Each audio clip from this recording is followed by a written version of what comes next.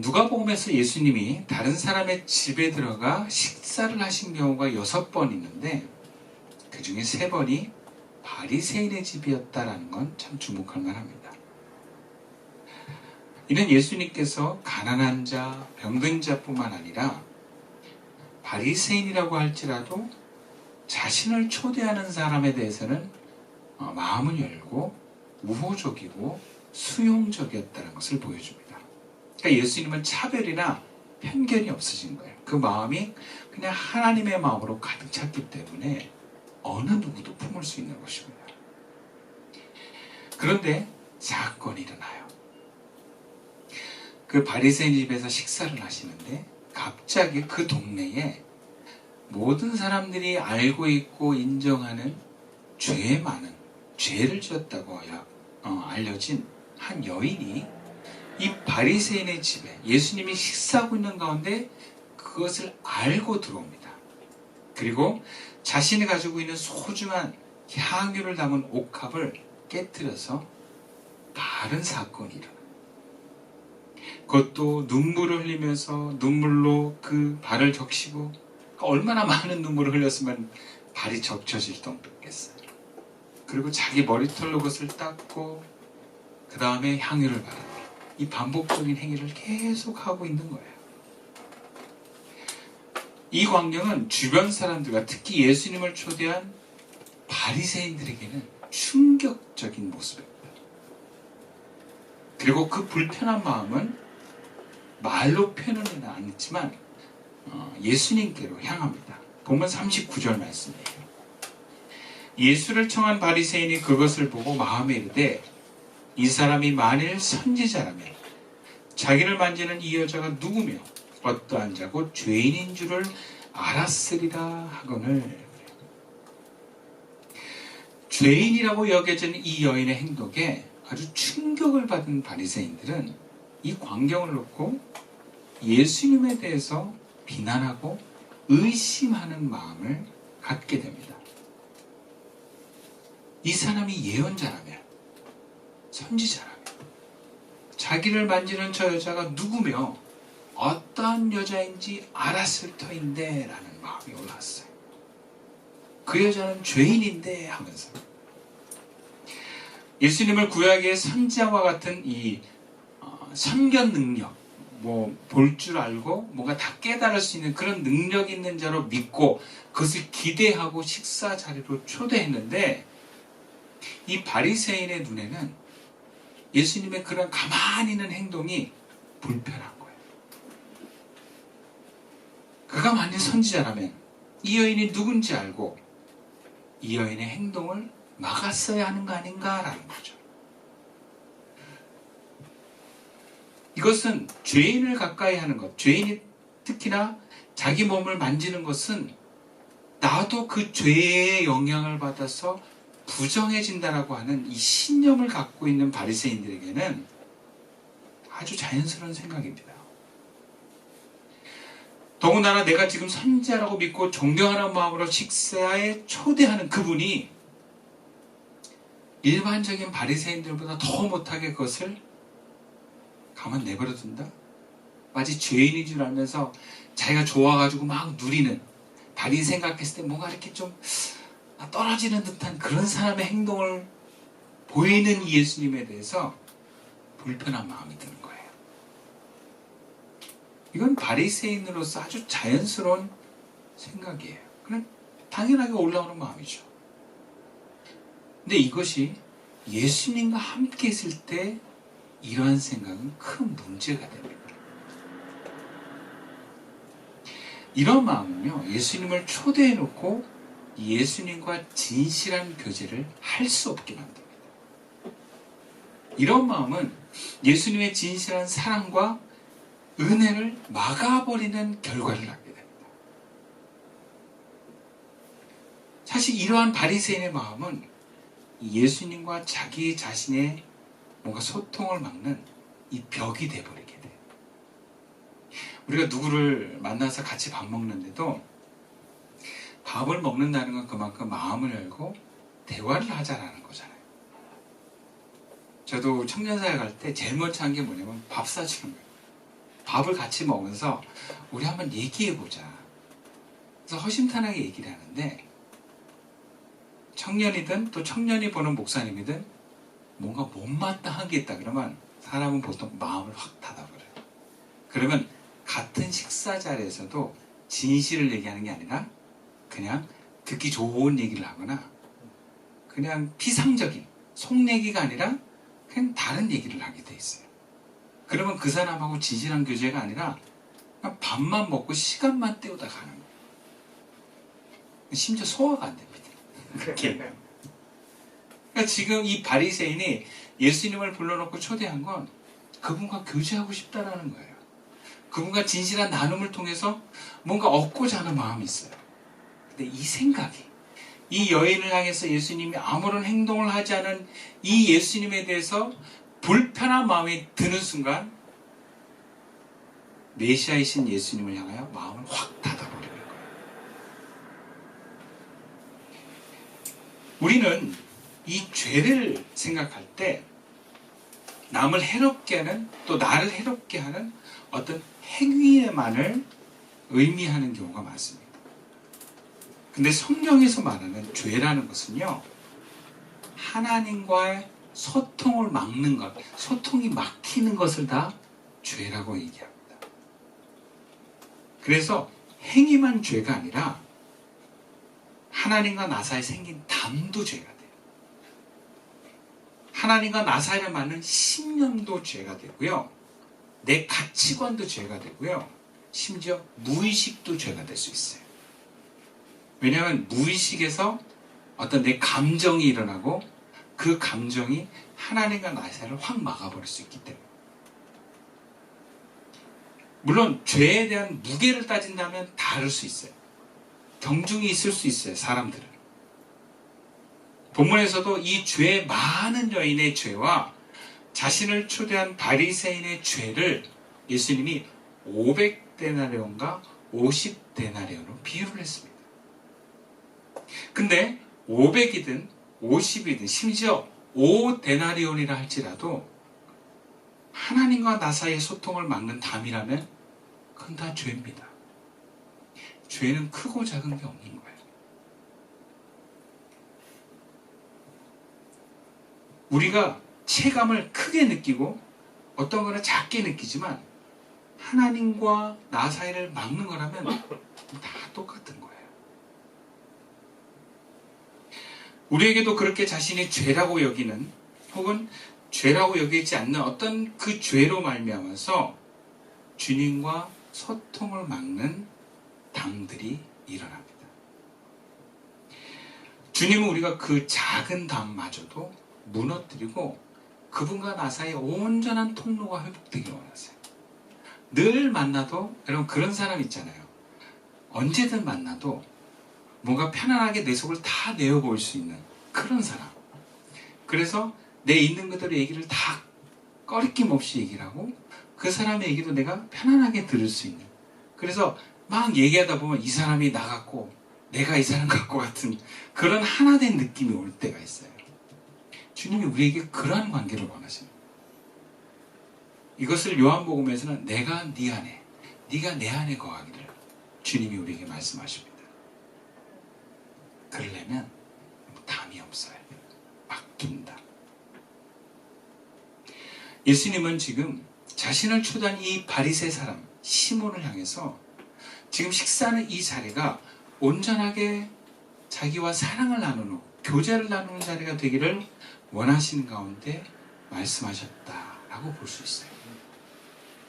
만약 이대로 예수님께서 아무 말씀도 안 하시면 바리새파 사람은 예수님을 초대해 놓고도 예수님에 대해서 불편한 마음을 갖게 되고 예수님을 판단하면서 예수님에 대해서 점점점 적대적으로 대하게 될 수밖에 없어요. 그렇다면 결과적으로 예수님을 초대해 놓고 예수님과 교제가 할 수 없는 거예요. 우리는 예수님을 초대합니다. 마음에 초대해요. 예수님 내 마음에 오십니다 하는 것이 우리가 영접하는 고백이고 기도입니다. 그런 것처럼 예수님은 오늘도 성령을 통해서 우리 마음에 오십니다. 그분을 초대하면 그분은 기꺼이 오세요. 그리고 주님은 우리 마음 가운데 오셔서 우리와 동행하기를 원하십니다. 그래서 임마누엘 하신 하나님이신 거예요. 하나님이 우리와 함께 할 수 있는 것이 바로 예수님이 우리와 함께 할 수 있기 때문입니다.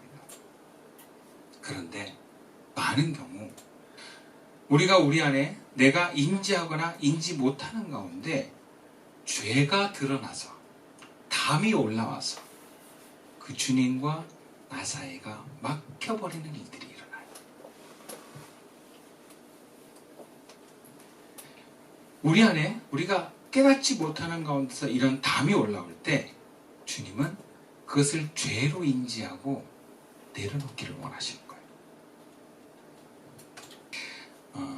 우리가 그런 걸 많이 경험할 수 있어요. 뭔가 하나님의 은혜가 흐르지 않는 사람, 은혜가 흐르지 않는 공간을 우리가 뭔가 좀 순수하게 우리 마음으로 이렇게 다가가다 보면 그 답답함과 그 불편함이 막 느껴져요.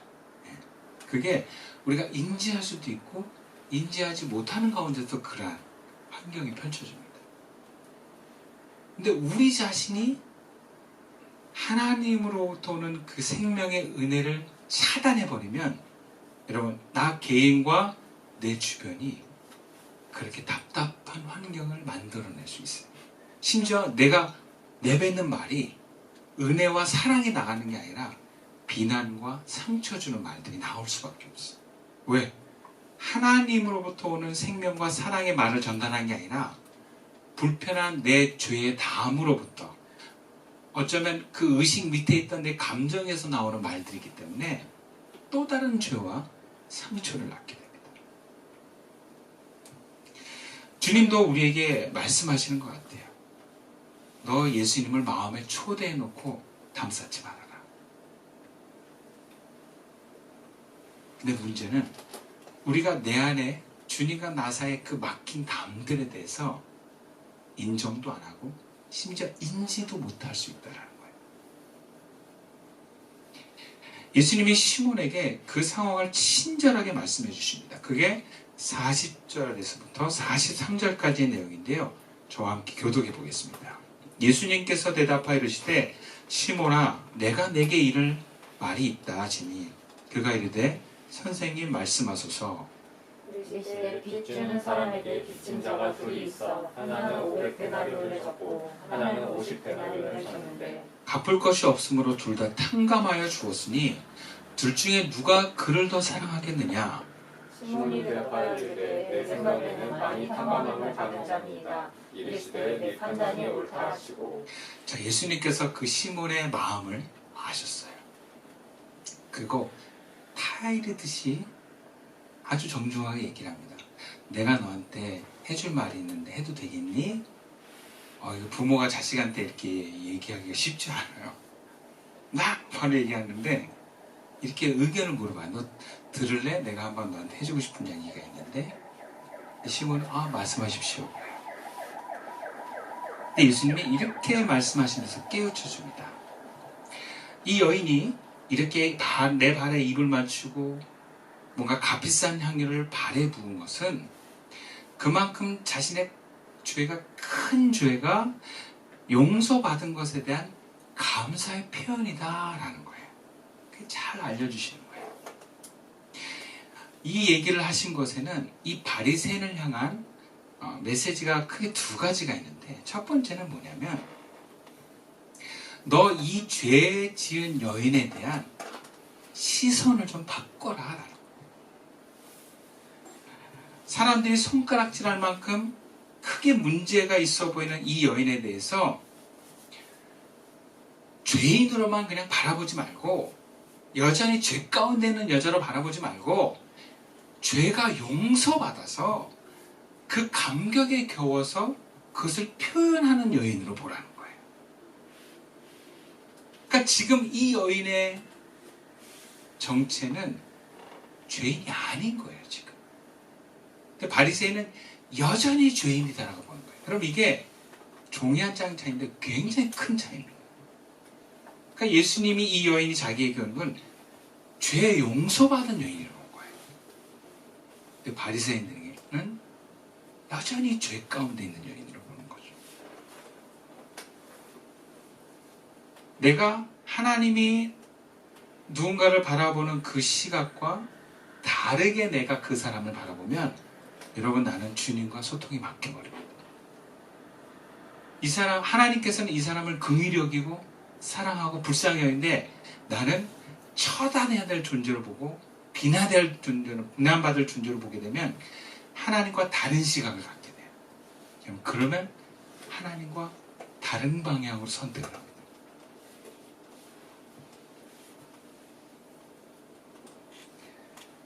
나와 막힌 그 담들을 치워버리고 네 안에 불편한 마음을 걷어내고 나와 같은 마음으로 이 여인을 바라보라는 것이에요.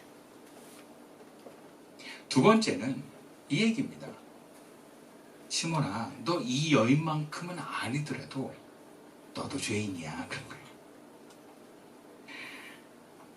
그러니까 너도 이 죄를 깨닫고 너의 죄를 깨닫고 이 여인처럼 용서함을 받아서 더 깊은 사랑의 교제를 나누자 라는 의미가 담겨 있는 거예요.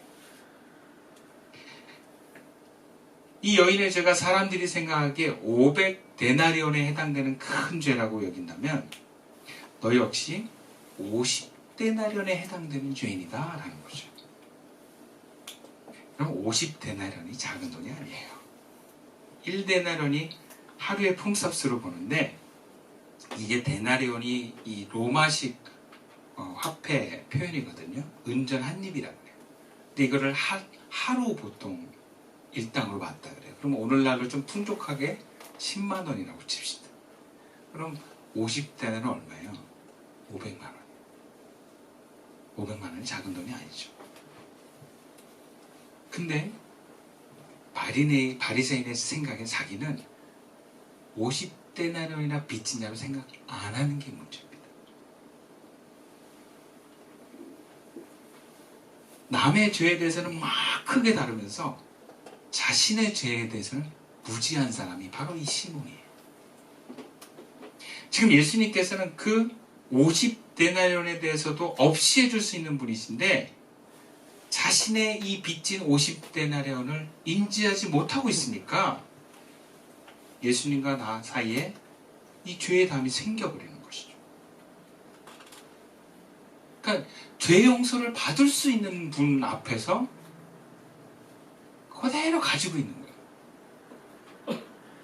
예를 들자면 내가 그 사람 앞에서 500만 원을 빚졌는데 그냥 얘기만 하면 없애주는데 안 빚진 척하고 있는 거예요. 그래서 여전히 빚이 남아있는.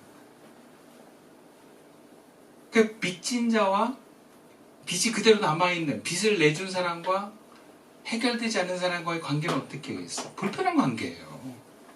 근데 그걸 없이 해야 평등하게 소통하면서 편안한 관계가 되는 겁니다. 빚쟁이로 몰리지 않아도 되는 거예요.